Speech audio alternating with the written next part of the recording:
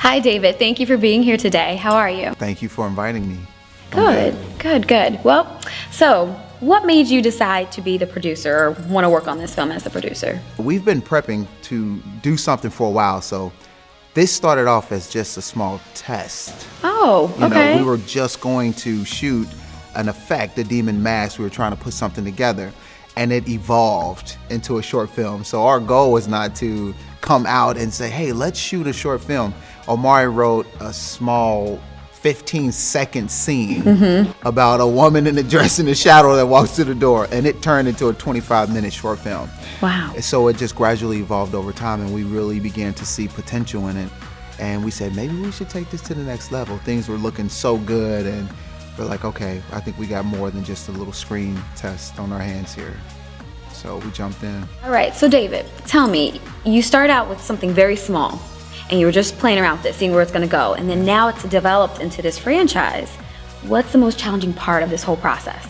Well, it didn't develop from a franchise. It started as a franchise, and this started as a screen test. Okay. So that screen test became something more from the franchise we had already been working on.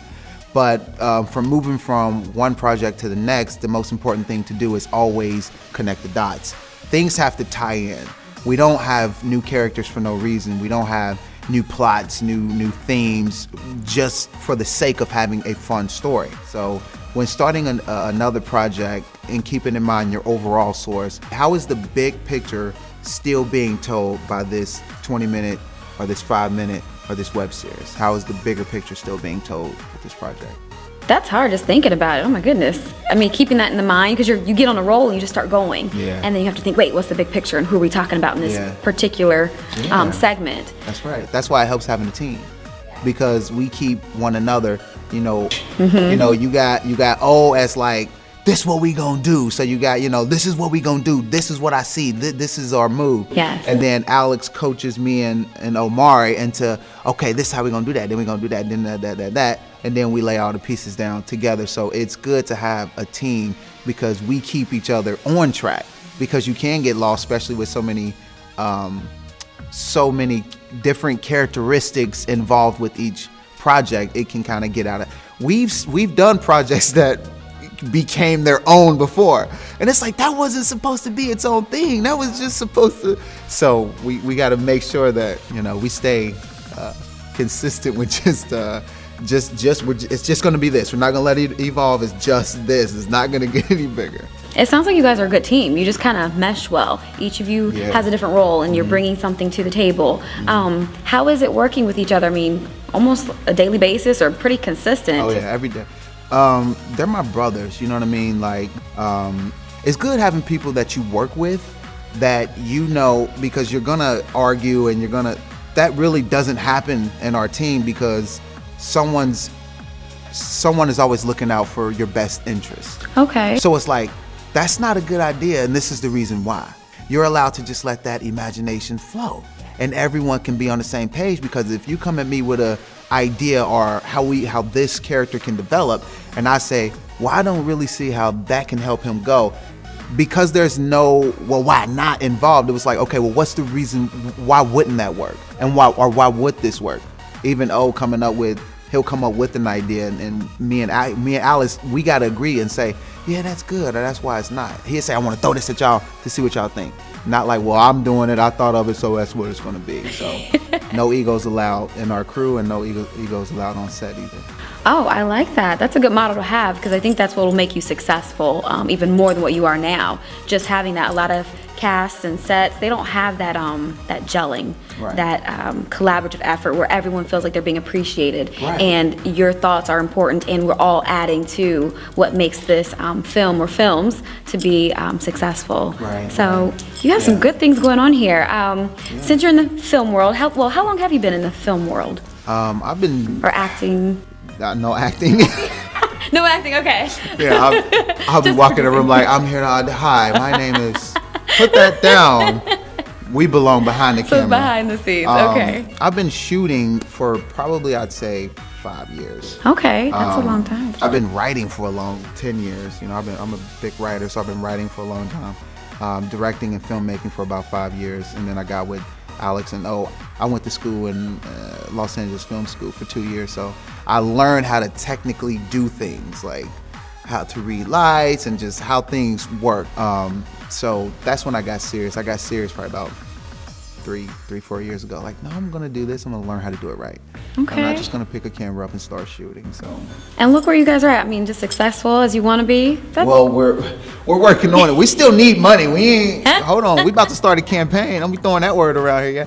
So they're gonna be like, the host says successful. Yes. Because you're on your way. You're doing all the things that you need to do. Creatively successful. You're doing all the things that you need to do. Successful. Yes. And if you Financial, speak it, working on it. It comes to fruition if you speak it. That's right. The power of law of attraction. Yeah. So David, tell me what your favorite all-time film is. Oh, so you didn't throw all time in there last time. Favorite film? It's not popular, but I'd have to say V for Vendetta. Okay. You're like geeking out on me. But here's the reason. Yes, I was gonna say elaborate. He stood up for something, right?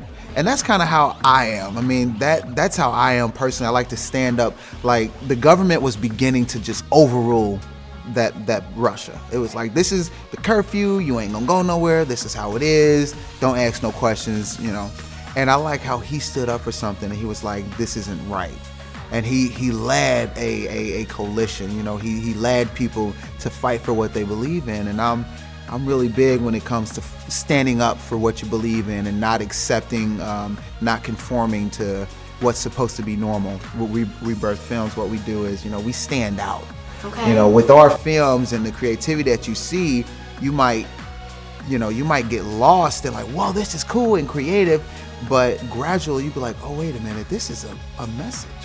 This is a message. And it's all about standing out. We got to sneak this message into our films, but overall it's a message and telling people to stand up and for what you believe in and whatnot. Okay. This is nice little information about kind of more about Rebirth Films. So I like that.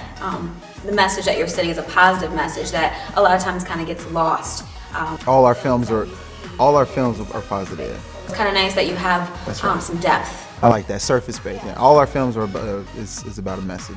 Everything we do is a message. You might have to find it, especially with seeing a poster. You be like, there ain't no message in it. Trust me. There's a message. Yeah, there's a message. Well, once everything was done and complete, the film was ready to go. You see it on the big screen. You're sending it off to different festivals. It's doing its rounds. What was the feeling that you felt? Accomplished. Finally, because we don't, we are workhorses. So we're constantly working on, even when we were filming Descent of a Superstar, we were working on our next project. Oh, wow. Yeah, I mean, we were talking about it, coming up with concepts. We didn't let ourselves get lost in it, but we were still talking about it. And so it was good to finally be like, wow, this is a moment we could enjoy, but, you know, still you're like, okay, now it's time to go, because not until we're on the big screen in front of millions of people can we relax. And even then, it'll be a busier day. I was gonna say, the work gets even more then. That's right. People expect more films. Yeah, so being in front of 50 people is cool, but being in front of a few million is the ultimate goal. Okay. Well, thank you so much for sharing and spending time with me today. No problem. I look forward to seeing what you guys have in plan, what you have in store next. Could I possibly get a little bit of a preview? Yeah, it's about a guy, and this is what he does. He goes to this place, this really awesome thing happened, and you will not believe the ending. Can get out anybody. It's nice well, meeting thank you. You too. Thank you for tuning in. Make sure you check us out on our Facebook, Twitter, and website. And don't forget, don't wait for anything. Go after it. Make it happen. That's real independent.